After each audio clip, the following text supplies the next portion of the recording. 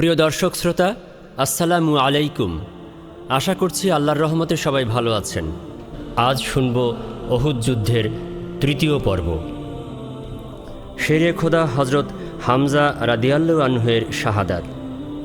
হজরত হামজা রাদিয়াল্লাহু আনহুর আততায়ী নাম ছিল ওয়াহশী ইবনে হারব।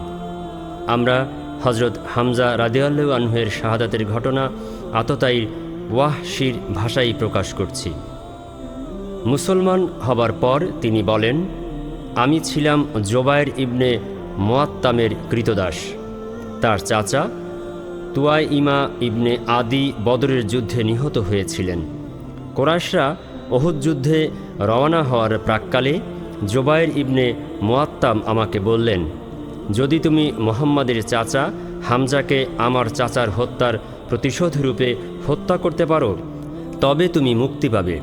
এই প্রস্তাব পাওয়ার পর কোরাইশদের সাথে ওহুদের যুদ্ধের জন্য আমি রওয়ানা হলাম। আমি ছিলাম আবিসিনিয়ার অধিবাসী। আবিসিনিয়দের মতো আমিও ছিলাম বর্ষা নিক্ষেপে সুদক্ষ।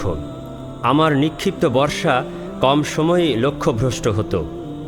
ব্যাপকভাবে যুদ্ধ ছড়িয়ে পড়ার পর আমি হজরত হামজা রাদিয়াল্লাহু আনহুকে খুঁজতে শুরু করলাম। একসময় তাকে দেখতেও পেলাম। তিনি জেদি উটের মতো সামনের লোকদের ছিন্ন ভিন্ন করতে করতে এগিয়ে যাচ্ছিলেন। তার সামনে কোনো বাধাই টিকতে পারছিল না, কেউ তার সামনে দাঁড়াতেই পারছিল না। আল্লাহর শপথ, আমি হজরত হামজা রাদিয়াল্লাহু আনহুর উপর হামলার জন্য প্রস্তুত হচ্ছিলাম এবং একটি পাথর অথবা বৃক্ষের আড়ালে ছিলাম। এমন সময় সাবা ইবনে আব্দুল ওজ্জা আমাকে ডিঙিয়ে তার কাছে পৌঁছে গেল। হজরত হামজা রাদিয়াল্লাহু আনহু হুঙ্কার দিয়ে সাবাকে বললেন, ওরে লজ্জাস্থানের চামড়া কর্তনকারীর সন্তান, এই নে। একথা বলে তিনি সাবার ঘাড়ে এমনভাবে তরবারির আঘাত করলেন এবং তার মাথা এমনভাবে দেহ থেকে বিচ্ছিন্ন হয়ে পড়ল যেন তার ঘাড়ে মাথা ছিলই না। আমি তখন বর্ষা তুলে হজরত হামজা রাদিয়াল্লাহু আনহুর প্রতি নিক্ষেপ করলাম। বর্ষা নাভির নিচে বিদ্ধ হয়ে দুই পায়ের মাঝখান দিয়ে পেছনে পৌঁছে গেল। তিনি পড়ে গিয়ে উঠতে চাইলেন কিন্তু সক্ষম হননি। তার শেষ নিঃশ্বাস ত্যাগ করা পর্যন্ত আমি তাকে যন্ত্রণাকাতর অবস্থায় রেখে দিলাম। এক সময় তিনি শেষ নিঃশ্বাস ত্যাগ করলেন। আমি তখন তার কাছে গিয়ে বর্ষা বের করে কোরাইশদের মধ্যে গিয়ে বসে রইলাম। হজরত হামজা রাদিয়াল্লাহু আনহু ছাড়া অন্য কাউকে আঘাত করার কোনো ইচ্ছা ও প্রয়োজনই আমার ছিল না। আমি মুক্তি পাওয়ার জন্যেই হজরত হামজা রাদিয়াল্লাহু আনহুকে হত্যা করেছি। এরপর মক্কা ফিরে এসেই আমি মুক্তি লাভ করলাম। মুসলমানদের সাফল্য। শেরে খোদা শেরে রসুল হজরত হামজা রাদিয়াল্লাহু আনহু এর শাহাদাতে মুসলমানদের মারাত্মক ও অপূরণীয় ক্ষতি হয়ে যায়। তা সত্ত্বেও যুদ্ধে মুসলমানদের সাফল্যের লক্ষণ সুস্পষ্ট হয়ে ওঠে। হজরত আবু বকর, হজরত ওমর, হজরত আলী, হজরত জোবায়ের, হজরত মাসআব ইবনে ওমাইর, হজরত তালহা ইবনে ওবায়দুল্লাহ, হজরত আবদুল্লাহ ইবনে জাহাস, হজরত সাদ ইবনে মাআজ, হজরত সাদ ইবনে ওবাদা, হজরত সাদ ইবনে রবি, হজরত নজর ইবনে আনাস রাদিয়াল্লাহু আনহু এমন বীরত্ব ও সাহসিকতার সাথে লড়াই করলেন যে কাফেরদের পিলে চমকে গেল, মনোবল ভেঙে পড়ল, তাদের শক্তি সাহস শিথিল হয়ে গেল। বাসর শয্যা থেকে জেহাদের ময়দানে। নিবেদিত প্রাণ মুজাহিদদের মধ্যে একজন ছিলেন হজরত হানজালা রাদিয়াল্লাহু আনহু। তিনি আজ এক অনন্য গৌরবের সাথে জেহাদের ময়দানে হাজির হয়েছেন। তিনি ছিলেন আবু আমের রাহেবের পুত্র, পরে আবু আমের ফাসেক উপাধি পায়। তার পরিচয় ইতিপূর্বে উল্লেখ করা হয়েছে। হজরত হানজালা রাদিয়াল্লাহু আনহু নতুন বিয়ে করেছিলেন। জেহাদের জন্যে যখন আহ্বান জানানো হচ্ছিল তখন তিনি ছিলেন বাসর শয্যায়। জেহাদের আহ্বান পাওয়ার সাথে সাথে তিনি জেহাদের জন্যে রওয়ানা হয়ে যান। যুদ্ধ ব্যাপকভাবে ছড়িয়ে পড়ার পর হজরত হানজালা রাদিয়াল্লাহু আনহু কাফেরদের ব্যূহ ভেদ করে তীব্র বেগে আবু সুফিয়ানের কাছে হাজির হন। কাফের সেনাপতিকে তিনি আঘাত করতে যাচ্ছিলেন, কিন্তু আল্লাহ রাব্বুল আলামিন তার শাহাদাত নির্ধারিত করে রেখেছিলেন। আবু সুফিয়ানকে লক্ষ্য করে তলোয়ার তোলার সাথে সাথে সাদ্দাদ ইবনে আওস দেখে ফেলে এবং হজরত হানজালা রাদিয়াল্লাহু আনহুর উপর আকস্মিক হামলা চালায়। এতে তিনি শাহাদাত বরণ করেন। তীরন্দাজদের কৃতিত্ব। জাবালে রুমাতে যে সকল তীরন্দাজকে নবী সাল্লাল্লাহু আলাইহি সাল্লাম নির্দিষ্ট দায়িত্বে নিযুক্ত করেছিলেন, তারা যুদ্ধে মুসলমানদের বিজয় ও সাফল্য নিশ্চিত করতে গুরুত্বপূর্ণ ভূমিকা পালন করেন। মক্কায় অমুসলিমরা খালিদ ইবনে ওলীদের নেতৃত্বে এবং আবু আমের ফাসেকের সহায়তায় ইসলামী ফৌজের বাম বাহু ভেঙে মুসলমানদের পরাজিত করতে পর্যায়ক্রমে 3 বার হামলা চালায়, কিন্তু মুসলমানরা তাদের সে প্রচেষ্টা ব্যর্থ করে দেয়। তীর বর্ষণ করে তারা কুরাইশদেরকে ঝাঁঝরা করে দেয়। মোরশেকদের পরাজয়। কিছুক্ষণ যাবৎ তুমুল যুদ্ধ সংঘটিত হয়। স্বল্প সংখ্যক মুসলমানের এ বাহিনী সমগ্র যুদ্ধক্ষেত্রে ছেয়ে থাকে। অবশেষে পত্তলিকদের মনোবল ভেঙে যায়। তাদের মধ্যে পিছু হটার ভাবনা দেখা দেয়। তারা ডানে বামে সামনে পেছনে ছড়িয়ে পড়তে শুরু করে। 3000 সৈন্যের মোকাবেলায় মুসলমানরা যুদ্ধ করছিল। তারা ঈমান, একিন, বীরত্ব ও সাহসিকতার পরিচয় দিয়ে তলোয়ার চালনার জওহর প্রদর্শন করছিলেন। মুসলমানদের অপ্রতিরোধ্য হামলার মুখে কাফেররা দিশেহারা হয়ে পড়ল। তারা কি করবে কিছুই স্থির করতে না পেরে পলায়ন শুরু করল। যুদ্ধের পতাকাবাহীদের শোচনীয় পরিণতি দেখে কেউ আর সে পতাকা ধরে রাখতে সাহস পাচ্ছিল না। তাদের মনোবল ভেঙে গেল। মুসলমানদের কাছ থেকে প্রতিশোধ গ্রহণ, নিজেদের মর্যাদা ও সম্মান পুনরুদ্ধার ইত্যাদি যত বড় বড় কথা তারা বলেছিল, সব এলোমেলো হয়ে গেল। ইবনে ইসহাক লিখেছেন, আল্লাহ তাআলা মুসলমানদের ওপর তাঁর সাহায্য নাজিল করেছেন এবং যে অঙ্গীকার করেছিলেন তা পূর্ণ করেছেন। মুসলমানদের তলোয়ারের মাধ্যমে পত্তলিকদের এমনভাবে কচুকাটা করল যে ওরা শিবির ছেড়েও দূরে পালিয়ে গেল। মোট কথা, তারা শোচনীয় পরাজয়ের সম্মুখীন হল। হজরত আবদুল্লাহ ইবনে জুবায়ের রাদিয়াল্লাহু আনহু বলেন, তাঁর পিতা বলেছেন, আল্লাহর শপথ, আমি লক্ষ্য করেছি যে হেন্দ বিনতে ওতবা এবং তার সঙ্গিনী মহিলাদের হাঁটু দেখা যাচ্ছে। তারা কাপড় তুলে ছুটে পালাচ্ছিল। তাদের গ্রেপ্তার করার ব্যাপারে ছোট বড় কোনো অন্তরায়ই ছিল না।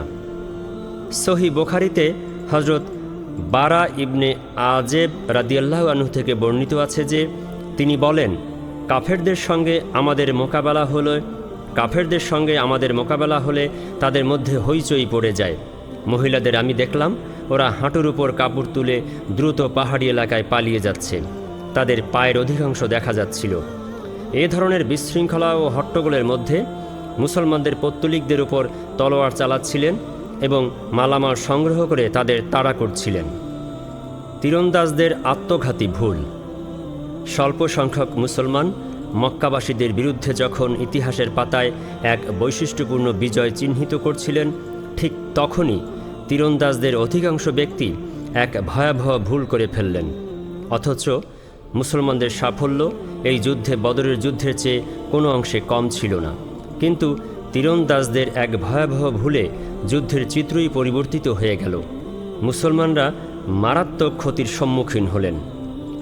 স্বয়ং নবী সাল্লাল্লাহু আলাইহি সাল্লাম শাহাদাত বরণ থেকে অল্পের জন্যে রক্ষা পেলেন। এই ভুলের কারণে বদরের যুদ্ধে অর্জিত মুসলমানদের ভাবমূর্তি ক্ষুণ্ণ হয়ে পড়েছিল। ইতিপূর্বে উল্লেখ করা হয়েছে যে নবী সাল্লাল্লাহু আলাইহি সাল্লাম বিজয় ও পরাজয় উভয় অবস্থাতেই তীরন্দাজদের স্বস্থানে অটল ও অবিচল থাকার নির্দেশ দিয়েছিলেন। কিন্তু প্রিয় নবী সাল্লাল্লাহু আলাইহি সাল্লামের কঠোর নির্দেশ সত্ত্বেও অন্য মুসলমানদের গনিমতের মালামাল সংগ্রহ করতে দেখে তীরন্দাজরা লোভ সামলাতে পারল না। একে অন্যকে বললেন, গনিমত গনিমত, তোমাদের সঙ্গীরা জয়ী হয়েছে, এখন আর কিসের প্রতীক্ষা? তীরন্দাজদের মধ্যে থেকে এ ধরনের আওয়াজ ওঠার পর তাদের কমান্ডার হজরত আবদুল্লাহ ইবনে জুবায়ের রাদিয়াল্লাহু আনহু তাদেরকে রাসূল সাল্লাল্লাহু আলাইহি সাল্লামের নির্দেশ স্মরণ করিয়ে দিয়ে বললেন, তোমরা কি ভুলে গেছো রাসূল সাল্লাল্লাহু আলাইহি সাল্লাম তোমাদের কি আদেশ দিয়েছেন? কিন্তু অধিকাংশ তীরন্দাজ হজরত আবদুল্লাহ রাদিয়াল্লাহু আনহুর কথার প্রতি ভ্রুক্ষেপ করলেন না। তারা বললেন, আল্লাহর শপথ, আমরাও ওদের কাছে যাব এবং গনিমতের কিছু মাল অবশ্যই সংগ্রহ করব। এরপর 40 জন তীরন্দাজ নিজেদের দায়িত্ব উপেক্ষা করে গনিমতের মাল সংগ্রহ শুরু করলেন। আর হজরত আবদুল্লাহ ইবনে জাবের রাদিয়াল্লাহু আনহু এবং তার 9 জন সঙ্গী পাহারায় নিযুক্ত রইলেন। তারা দৃঢ় সংকল্পের সাথে দায়িত্ব পালন করছিলেন। তারা বলছিলেন, এখান থেকে যাওয়ার জন্য যদি নবী সাল্লাল্লাহু আলাইহি সাল্লাম বলেন তখনই যাব, অথবা নিজেদের প্রাণ উৎসর্গ করব। শত্রুদের নিয়ন্ত্রণে মুসলিম সেনাদল। খালেদ ইবনে ওলিদ এই গিরিপথে এসে 3 বার ব্যর্থ হয়ে ফিরে গিয়েছিল। এবার এই সুবর্ণ সুযোগ সে হাতছাড়া করল না। অল্পক্ষণের মধ্যে খালেদ আবদুল্লাহ ইবনে জাবের রাদিয়াল্লাহু আনহু এবং তার সঙ্গীদের নিহত করে মুসলমানদের উপর পিছনের দিক থেকে হামলা করল। খালেদ ইবনে ওলিদের সঙ্গীরা উচ্চস্বরে স্লোগান দিল। এতে পরাজিত কাফেররা যুদ্ধক্ষেত্রের পরিবর্তিত পরিস্থিতি সম্পর্কে অবহিত হল এবং মুসলমানদের ওপর পুনরুদ্যমে হামলা চালালো। এদিকে বনু হারিস গোত্রের আসরাহ বিনতে আলকামা নামের এক মহিলা কাফেরদের ধূলি ধূসরিত পতাকা উচ্চে তুলে ধরল। ছড়িয়ে ছিটিয়ে থাকা কাফেররা তার চারদিকে জড়ো হতে শুরু করল, একে অন্যকে ডেকে সজাগ করল। ফলে অল্পক্ষণের মধ্যেই কাফেররা মুসলমানদের বিরুদ্ধে ঐক্যবদ্ধ হয়ে লড়াই শুরু করল। মুসলমানরা তখন সামনে এবং পেছনে উভয় দিক থেকেই ঘেরাওয়ের মধ্যে পড়ে গেল। মনে হয় যেন জাতাকলের মাঝখানে তাদের অবস্থান। আল্লাহর রাসূলের কঠোর সিদ্ধান্ত ও সাহসী পদক্ষেপ। সেই সংকট সন্ধিক্ষণে মাত্র 9 জন সাহাবী নবী হজরত রসুল করিম সাল্লাল্লাহু আলাইহি সাল্লামের কাছে ছিলেন। তারা সাহাবাদের শৌর্য, বীর্য এবং শত্রুদের তৎপরতা লক্ষ্য করছিলেন। হঠাৎ নবী সাল্লাল্লাহু আলাইহি সাল্লাম খালিদ ইবনে ওলিদের সওয়ারি দেখতে পেলেন। এরপর প্রিয় নবী সাল্লাল্লাহু আলাইহি সাল্লামের সামনে 2টি পথ খোলা ছিল: 9 জন সঙ্গী সহ নিরাপদ স্থানে চলে যাওয়া এবং শত্রুদের নিয়ন্ত্রণে থাকা সাহাবাদের তাদের ভাগ্যের উপর ছেড়ে দেয়া, অথবা নিজের জীবনের ঝুঁকি নিয়ে বিচ্ছিন্ন সাহাবাদের ডেকে একত্রিত করে শক্তিশালী প্রতিরক্ষা ব্যূহ তৈরি করে কাফেরদের ঘেরাও ছাড়িয়ে অপেক্ষাকৃত উঁচু জায়গায় যাওয়ার পথ করে নেওয়া। পরীক্ষার এহেন কঠিন সময়ে রসুল সাল্লাল্লাহু আলাইহি সাল্লাম তুলনাবিহীন বীরত্ব ও সাহসিকতার পরিচয় দিলেন। জীবন রক্ষার জন্যে নিরাপদ আশ্রয়ে যাওয়ার চিন্তা বাদ দিয়ে তিনি নিজের জীবন বিপন্ন করে সাহাবাদের প্রাণ রক্ষার সিদ্ধান্ত নিলেন। খালেদ ইবনে ওলিদের সওয়ারি এবং তার সঙ্গীদের দেখে রসুল সাল্লাল্লাহু আলাইহি ওয়াসাল্লাম সাহাবাদের উচ্চস্বরে ডেকে বললেন, হে আল্লাহর বান্দারা, এদিকে আসো। রসুলুল্লাহ সাল্লাল্লাহু আলাইহি ওয়াসাল্লাম জানতেন এই আওয়াজ মুসলমানদের কানে যাওয়ার আগে কাফেরদের কানে গিয়ে পৌঁছবে। হলো তাই। রসুল সাল্লাল্লাহু আলাইহি ওয়াসাল্লামের আওয়াজ শুনে কাফেররা বুঝতে পারল যে মুহাম্মদ সাল্লাল্লাহু আলাইহি ওয়াসাল্লাম এখানেই রয়েছেন। এটা বোঝার পর একদল কাফের মুসলমানদের আগেই রাসূলুল্লাহ সাল্লাল্লাহু আলাইহি ওয়াসাল্লামের কাছে পৌঁছে গেল। অন্যান্য কাফেররা দ্রুত মুসলমানদের ঘেরাও করতে লাগল। এবার আমরা উভয় বাহিনীর তৎপরতা সম্পর্কে পৃথক পৃথকভাবে আলোকপাত করব। মুসলমানদের মধ্যে বিশৃঙ্খলা। কাফেরদের ঘেরাওয়ের মধ্যে পড়ে যাওয়ার পর একদল মুসলমান কিংকর্তব্য বিমূঢ় হয়ে পড়ল। নিজের জীবন রক্ষার চিন্তাও তাদের কাছে বড় হয়ে দেখা দিল। ফলে তারা রণক্ষেত্র থেকে পলায়নের পথ ধরল। পেছনে কি হচ্ছে সে সম্পর্কে তারা কিছু জানত না। এদের মধ্যেকার কয়েকজন মদিনায় গিয়ে উঠলেন, কয়েকজন পাহাড়ের উপরে আশ্রয় নিলেন। অন্য একদল পিছনের দিকে গিয়ে কাফেরদের সাথে মিশে গেলেন। কে যে কাফের আর কে যে মুসলমান সেটা চিহ্নিত করা যাচ্ছিল না। এর ফলে মুসলমানদের হাতে মুসলমানরা নিহত হতে লাগল। সহিহ বুখারীতে হজরত আয়েশা রাদিয়াল্লাহু আনহা থেকে বর্ণিত আছে যে উহুদের দিনে মুশরিকদের পরাজয় হয়েছিল।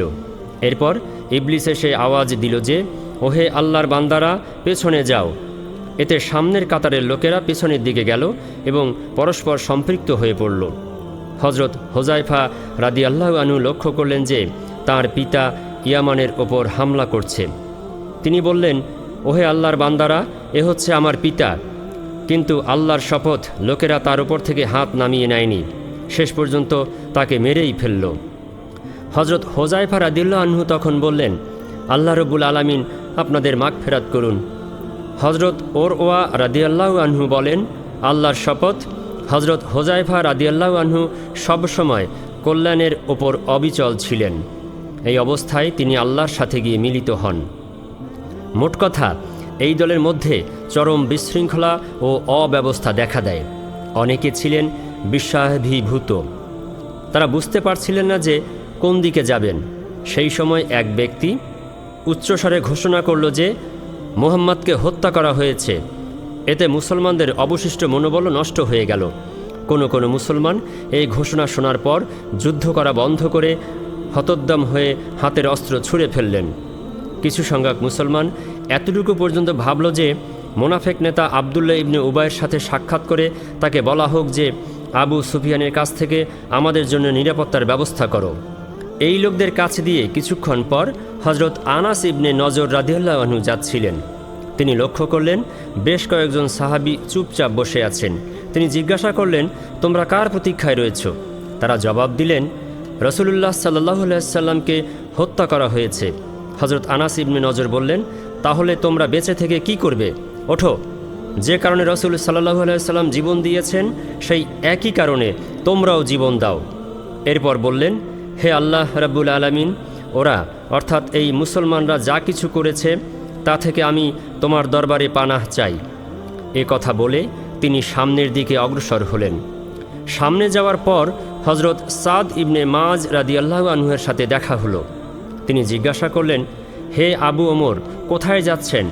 হজরত আনাস রাদিয়াল্লাহু আনহু বললেন, জান্নাতের সুবাসের কথা কি আর বলবো।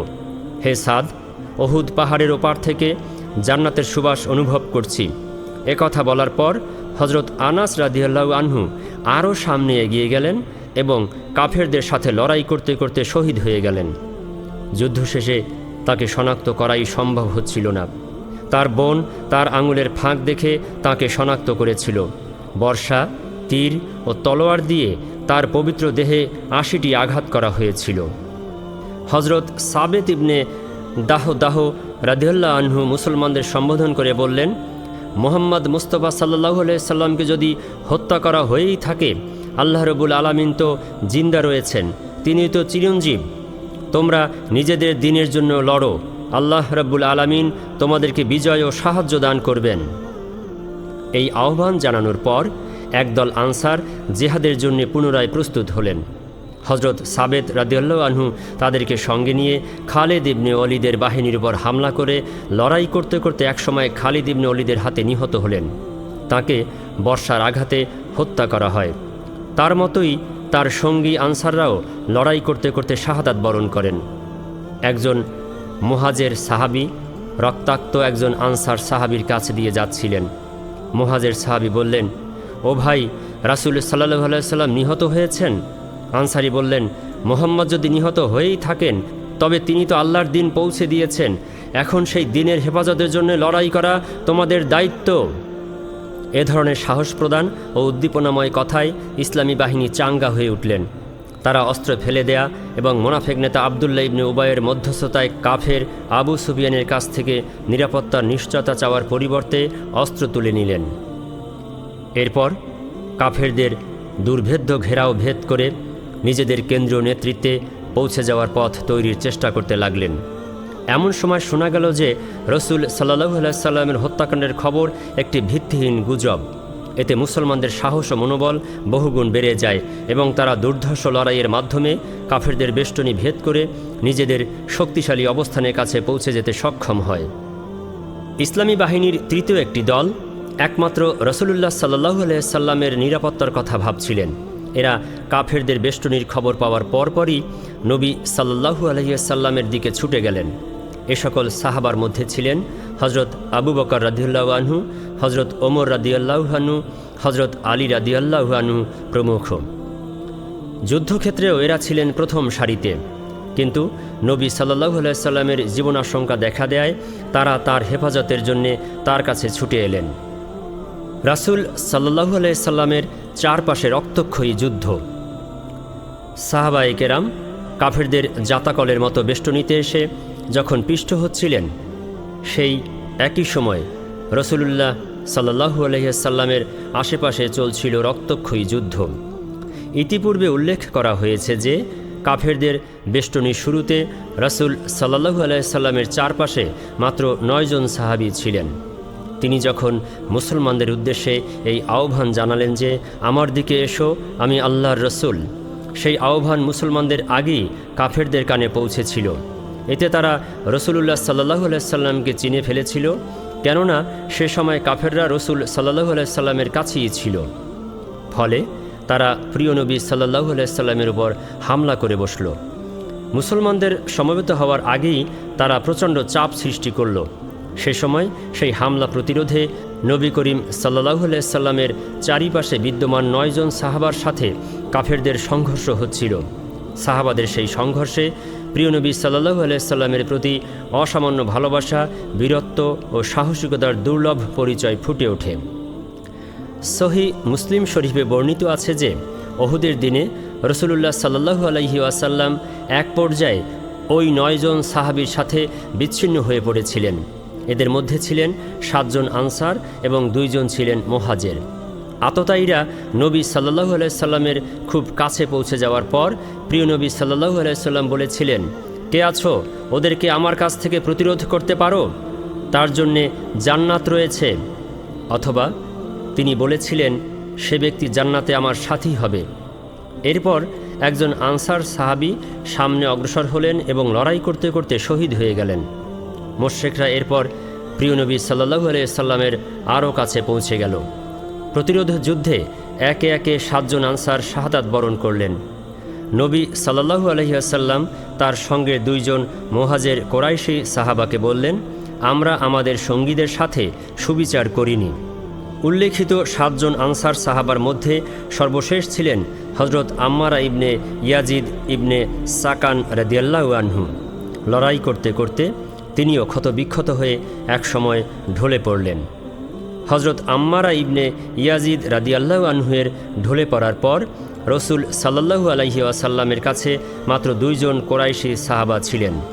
বুখারী ও মুসলিম শরীফে বর্ণিত আছে যে হযরত আবু ওসমান রাদিয়াল্লাহু আনহু বলেন, নবী সাল্লাল্লাহু আলাইহি ওয়াসাল্লাম যে সময় লড়াই করছিলেন তার এই লড়াইয়ে তার সঙ্গে হযরত তালহা ইবনে ওবায়দুল্লাহ রাদিয়াল্লাহু আনহু ব্যতীত অন্য কেউ ছিলেন না। সেই সময় ছিল রসুলুল্লাহ সাল্লাল্লাহু আলাইহি ওয়াসাল্লামের জীবনের চরম সংকটময় মুহূর্ত, আর কাফেরদের জন্য সেটা ছিল একটা সুবর্ণ সুযোগ। প্রকৃতপক্ষে কাফেররা সেই সুযোগ কাজে লাগানোর ক্ষেত্রে কোনো অলসতাও করেননি।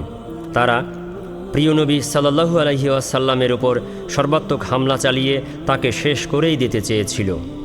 সেই সময়ে উতবা ইবনে আবু ওয়াক্কাস রসুল সাল্লাল্লাহু আলাইহি ওয়াসাল্লামকে পাথর নিক্ষেপ করেছিল। সেই আঘাতে রসুল সাল্লাল্লাহু আলাইহি ওয়াসাল্লাম মাটিতে লুটিয়ে পড়েছিলেন। তার নিচের মাড়ির ডান দিকের রোবাই দাঁত ভেঙে গিয়েছিল। তার নিচের ঠোঁট কেটে গিয়েছিল। আবদুল্লাহ ইবনে শেহাব জুহরি সামনে অগ্রসর হয়ে প্রিয়নবী সাল্লাল্লাহু আলাইহি ওয়াসাল্লামের কপালে আঘাত করল। আবদুল্লাহ ইবনে কামআহ নামের এক দুর্বৃত্ত দুরাচার সামনে এসে প্রিয়নবী সাল্লাল্লাহু আলাইহি ওয়াসাল্লামের কাঁধে তলোয়ারের এমন জোরে আঘাত করল যে পরবর্তীকালে 1 মাস পর্যন্ত তিনি সেই আঘাতের যন্ত্রণা অনুভব করেছিলেন। তবে আঘাত তার দেহের লৌহবর্ম কাটতে পারেনি। দুর্বৃত্ত ইবনে কামআহ তরবারি তুলে প্রিয় নবীকে দ্বিতীয়বার আঘাত করল। এই আঘাত ডান চোখের নিচের হাড়ে লাগল এবং 2টি কড়া চেহারায় বিঁধে গেল। সাথে সাথে দুর্বৃত্ত বলল, এই নাও, আমি কামআহ অর্থাৎ ভাঙনকারীর পুত্র। রসুলুল্লাহ সাল্লাল্লাহু আলাইহি ওয়াসাল্লাম তার পবিত্র মুখমণ্ডলের রক্ত মুছতে মুছতে বললেন, আল্লাহ তাআলা তোকে ভেঙে টুকরো টুকরো করে ফেলুন। সহিহ বুখারীতে বর্ণিত আছে যে নবী সাল্লাল্লাহু আলাইহি ওয়াসাল্লামের রোবাই দাঁত ভেঙে ফেলা হয় এবং মাথায় আঘাত করা হয়। সেই সময় নবী সাল্লাল্লাহু আলাইহি ওয়াসাল্লাম তার মুখমণ্ডলে প্রবাহিত রক্ত মুছছিলেন আর বলছিলেন, সেই কওম কি করে সফল হতে পারবে যারা নিজেদের নবীর চেহারা জখমি করে দিয়েছে, তার দাঁত ভেঙে দিয়েছে, অথচ তিনি তাদেরকে আল্লাহ রব্বুল আলামিনের পথে দাওয়াত দিচ্ছেন। নবী সাল্লাল্লাহু আলাইহি ওয়াসাল্লামের কথা বলার পর আল্লাহ রব্বুল আলামিন এই আয়াত নাজিল করেন, তিনি তাদের প্রতি ক্ষমাশীল হবেন অথবা তাদের শাস্তি দেবেন, এই বিষয়ে তোমার করণীয় কিছু নেই, কারণ তারা জালেম। সূরা আলে ইমরান আয়াত 128। তিবরানির বর্ণনায় উল্লেখ রয়েছে যে নবী সাল্লাল্লাহু আলাইহি ওয়াসাল্লাম সেদিন বলেছিলেন, সেই কওমের ওপর আল্লাহর কঠিন আযাব হোক যারা নিজেদের নবীর চেহারা রক্তাক্ত করে দিয়েছে। কিছুক্ষণ পর তিনি বললেন, হে আল্লাহ রাব্বুল আলামিন, আমার কওমকে ক্ষমা করো, কেননা ওরা জানে না। সহিহ মুসলিম শরীফেও এই বর্ণনা রয়েছে যে নবী সাল্লাল্লাহু আলাইহি ওয়াসাল্লাম বারবার বলেছিলেন, হে পরওয়ারদিগার, আমার কওমকে ক্ষমা করে দাও, ওরা জানে না। কাজী আয়াজের আশরাফা গ্রন্থে একথা উল্লেখ রয়েছে, হে আল্লাহ তাআলা, আমার কওমকে হেদায়েত দাও, ওরা জানে না। নিঃসন্দেহে কাফেররা প্রিয় নবী সাল্লাল্লাহু আলাইহি ওয়াসাল্লামকে প্রাণে মেরে ফেলতে চেয়েছিল, কিন্তু হজরত তালহা রাদিয়াল্লাহু আনহু এবং হজরত সাদ ইবনে আবু ওয়াক্কাস রাদিয়াল্লাহু আনহু তুলনাবিহীন আত্মত্যাগ, অসাধারণ বীরত্ব ও সাহসিকতার মাধ্যমে কাফেরদের প্রচেষ্টা ব্যর্থ করে দিয়েছিলেন। এরা উভয়ে ছিলেন আরবের সুদক্ষ তীরন্দাজ। তারা তীর নিক্ষেপ করে করে কাফেরদের প্রিয় নবী সাল্লাল্লাহু আলাইহি সাল্লামের কাছ থেকে দূরে সরিয়ে দিয়েছেন। হজরত সাদ ইবনে আবু ওয়াক্কাস রাদিয়াল্লাহু আনহুর দক্ষতা ও নৈপুণ্য এ থেকেই প্রমাণিত হয় যে রসুল সাল্লাল্লাহু আলাইহি সাল্লাম অন্য কোনো সাহাবীর ক্ষেত্রে কোনো ব্যাপারই পিতামাতা উৎসর্গিত অর্থাৎ নিবেদিত হওয়ার কথা বলেননি। হজরত তালহা রাদিয়াল্লাহু আনহুর বীরত্বের বিবরণ নাসাই শরীফে বর্ণিত একটি হাদিস থেকে জানা যায়। সেই হাদিসে হজরত জাবের রাদিয়াল্লাহু আনহু রাসূলুল্লাহ সাল্লাল্লাহু আলাইহি সাল্লামের ওপর কাফেরদের সেই সময়ের হামলার কথা উল্লেখ করেছেন, যখন নবী সাল্লাল্লাহু আলাইহি সাল্লামের দরবারে মুষ্টিমেয় সাহাবী উপস্থিত ছিলেন।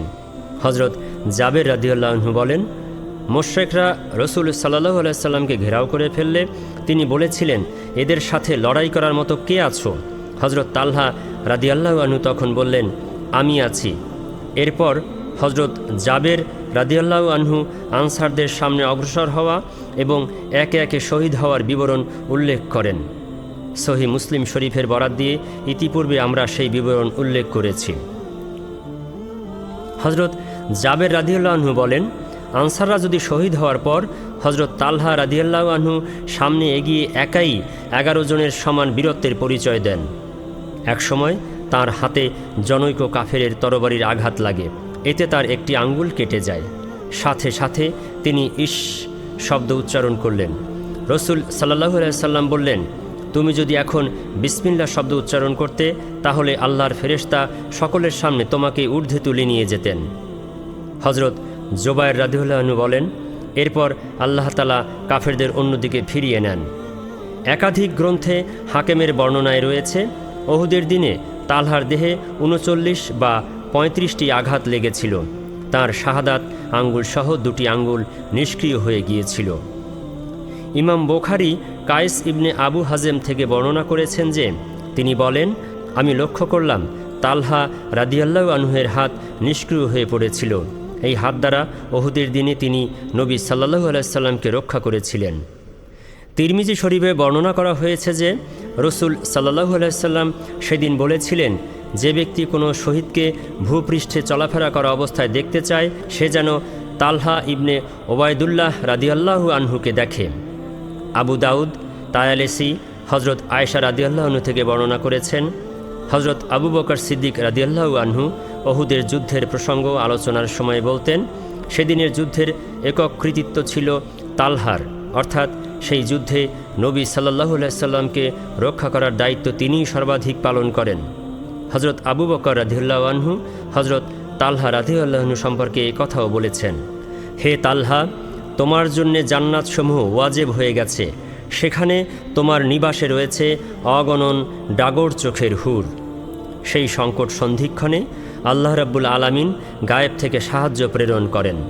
হজরত সাদ রাদিয়াল্লাহু আনহু বলেন, আমি ওহুদের দিনে লক্ষ্য করেছি রসুল সাল্লাল্লাহু আলাইহি ওয়াসাল্লামের কাছে সাদা পোশাক পরিহিত 2 জন লোক।